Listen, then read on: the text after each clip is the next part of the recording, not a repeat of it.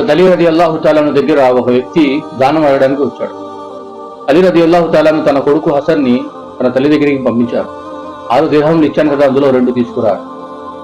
హసన్ రదియల్లాహు తాలాను తన తల్లి దగ్గరికి వెళ్లి, నాన్నగారు 2 దిర్హంలు అడిగారు దానం చేయడానికి అని. ఫాతిమా రదియల్లాహు తాలాన్హా, అవి పిండి తీసుకురావడానికి ఇచ్చారు కదా, దానం చేస్తే ఎలా అన్నారు. హసన్ రదియల్లాహు తాలాను గారు రిటర్న్ తన తండ్రి దగ్గరికి వచ్చి జరిగింది చెప్పారు. అలీ రదియల్లాహు తాలాను గారు, లేదు 6 దిర్హంలు కూడా తీసుకురా అన్నారు. 6 దిర్హంలు తీసుకొచ్చి దానం చేసేశారు. కాసేపటికి ఒక వ్యక్తి ఒంటె తీసుకొని వచ్చాడు. అలీ, ఒంటెను కొంటావా అని అడిగాడు. కొంటాను అన్నారు. డబ్బులైతే ఇప్పుడు లేవు, తర్వాత ఇస్తాను అన్నారు. అరువు. అలాగే నీ దగ్గర డబ్బులు ఎక్కడ పోతాయి అని చెప్పి కట్టేసి వెళ్ళిపోయాడు. ఆ తర్వాత ఇంకొక వ్యక్తి వచ్చాడు. అలీ, ఒంటెను అమ్ముతావా అని అడిగాడు. అమ్ముతాను అన్నారు. అరువు అయితే అమ్మను, క్యాష్ అన్నారు. ఎంత? 200 దిర్హములు.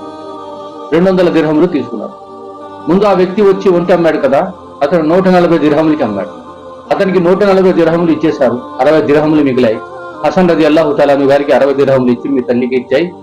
అల్లాహ్ తాలా మార్గంలో 1 రూపాయి ఖర్చు పెడితే అల్లాహ్ తాలా 10 రూపాయలు వాపసు చేస్తారు. మనం 6 దిర్హములు అల్లాహ్ మార్గంలో ఇచ్చాం. అల్లాహ్ తాలా మనకి 60 దిర్హములు ప్రసాదించాం.